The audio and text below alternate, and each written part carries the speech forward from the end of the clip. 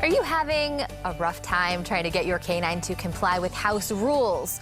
Well, maybe it's about time you enroll your furry family member in Canine College. We are back with another edition, and I'm happy to welcome back veterinarian Dr.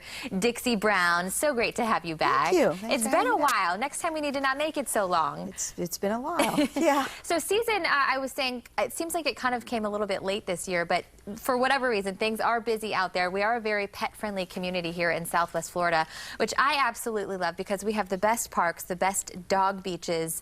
But what about when it comes to etiquette, when it comes to taking your dog out to the park or the beach? What are good etiquette that owners should know when they're out? Well, it's interesting you say that because everybody knows that the snowbirds come down, but they also bring their animals with them. And so we have a lot of extra dogs as well. And so going to the park is a lot of fun for both you and your pet. But it's a good way for them to get exercise, mental stimulation, socialization, and get rid of that pent-up energy. But it's not for everybody. Okay. All right? So you don't want to bring an aggressive or fearful dog. And if somebody says your dog's aggressive and you're defensive and you say, my dog's not aggressive, it just plays rough. Because we get defensive. They're like our kids. Yeah. You know, you want to defend them. It's exactly like kids. But the truth is another dog may perceive roughness as aggression, and you might have some problems.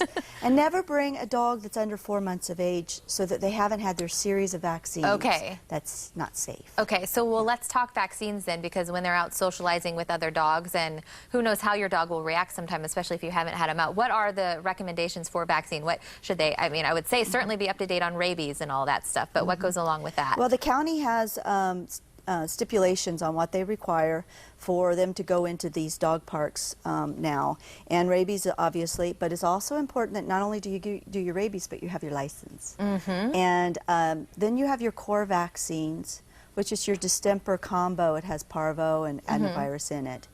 And some places, and this is a little gray area, is Bordetella. And if you're going to be out and about with other animals, you want to be protected against Bordetella. Certainly important to do that. And then also when it comes to just kind of mingling and socializing your animals, can they contract different illnesses from other dogs? Yeah. Because I know sometimes, you know, if you leave them out doggy daycare, sometimes you can end up getting, is it kennel cough? That's Bordetella. Okay, that's the same thing. Yeah. You know, things people don't think about is making sure they have a negative fecal, because parasites can stay in that doggy park for a long period of time. And then another animal that comes in that is not on any prevention that would help them, they'll pick it up, and then later they'll be licking their paw. And that's kind of the start of how it spreads. Yeah. Okay, gotcha. What about when drinking water? Can they get anything from sharing the water? They can. They can get anything from contact. But mainly it's going to be your yard, and they can get it from the air. So that's how you get the kennel cough. And people say, well, my dog's not boarding. It's not in a kennel. It doesn't go anywhere. Well, you can still get it. The good news with kennel cough is a lot of times it doesn't cause mortality. It just causes morbidity. I was going to say, what are the effects of that? Yeah, they get sick, and they get sick for about a month. They have this hacking cough. It will drive you crazy. The dog doesn't seem as bothered about it, but if they're young or old, they can get very ill, and they can die. They can get pneumonia. Oh gosh, that'd be scary. Well, good to know. All right, so get those vaccinations, especially if you're heading out to the beach. We have so many great places. You know, the doggy beaches are one of my absolute favorite things about living in Florida, but you got to do it right. So take care of the dogs if you're going to have them out in public. Take water in a bowl, because they'll drink the dirty water, and then they'll get sick. And the heat too, and the salt water. Yes. Not a good mixture there. Stephanie, the other thing that we always tell people, if you're going to the beach, please keep the dogs on a leash if you can. Super because important. If you have a 100-pound dog and somebody brings a 6-pound Maltese, that's a chew toy. Oh gosh, yeah. The dog isn't meaning to be aggressive, but can still socialize them on a leash. And if you say my dog doesn't bite, you don't know that somebody else's dog isn't going to attack yours, and you need to have that control. Great point, great point. Well, thank you so much. It was so great to have you back. And we've got to do this again soon, back for another Canine College. We hope you guys learned something. And maybe you need a degree in Canine College, or your furry friend needs a degree, or if you have a question for our doctor, post it to our Facebook page and head to our website to learn more, fox4morningblend.com. All right, I'm in the doghouse enough. Maybe my wife will send me to the canine college, yes. you know. Sign up. All right, so you've got dogs at home, right? Yes, too many of them. So let me give you a little tip here, and for those of you at home. So summertime, we often have these little critters around our house, you know, snakes or lizards or things of that nature. Everywhere. I've never lived anywhere where they're just, I see them everywhere like that, yeah. Well, there is a critter that is native to Florida, and it's called a skink. And that's a female right there. They're brown. The males have got, they're black, and then they have the bluish purple tails. Oh. And what happens is if you leave your dog dishes outside or in the garage, they will come in, and they're looking for water. They're looking for food. And so what happens is those lizards will drink from your dog's bowl. There's the male.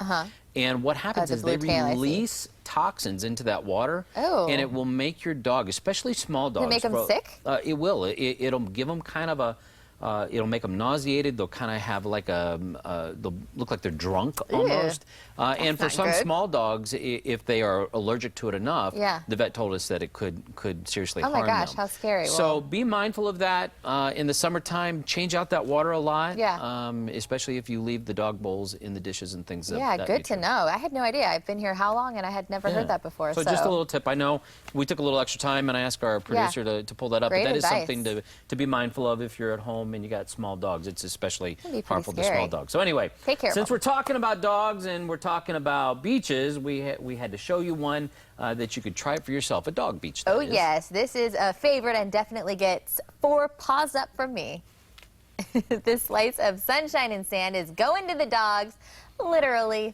Bonita Beach Dog Park is an off-leash park for your furry friends, and it's an ideal place for your canine to just kind of frolic in the calm Gulf waters. With an on-site doggy shower station, this dog-friendly beach is a perfect place to hang out with your pooch. Bonita Beach Dog Park proves that this isn't just paradise for people, it is perfect for the puppy pal in your life.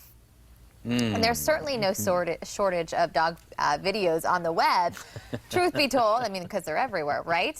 We could spend all day just looking at them. But there are 2 that I wanted to share with you guys. And the first one, well, it's just too cute for words. All right, roll it. Ever feel like you are chasing your own tail, Brent? Do it all the time. This dog sure does. That's just mean, right?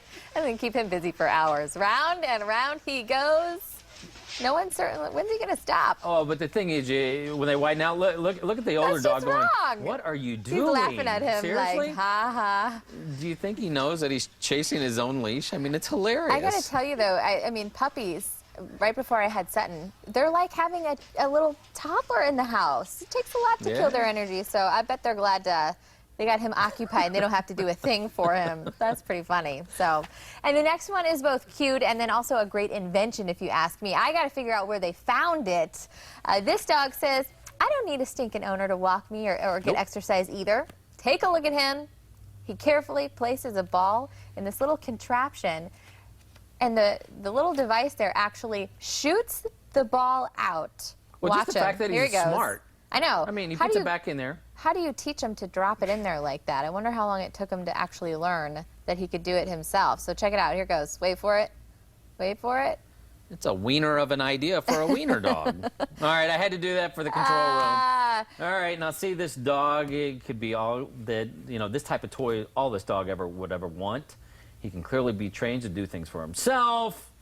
You put the ball in. There it goes. Yeah, look at that. This is I could watch that all day. That's hilarious. I got to find out where they got that, though. My dogs need that thing. Well, you got that little thing that you can put the ball in and you can sling it. Yeah, I've got one. See, but the problem is I'm trying to pull me out of the mix so I can get something done while they're just kind of entertaining themselves. It works, well, apparently. Sutton will be old enough soon that he can throw the play balls. With them. That's there a good you point. Go. I got to be patient. Coming up next, we are pouring our way to a perfect scotch. We show you a spot where the goods are before you get a chance to try it before you buy. That's on the other side of the break, so stick around.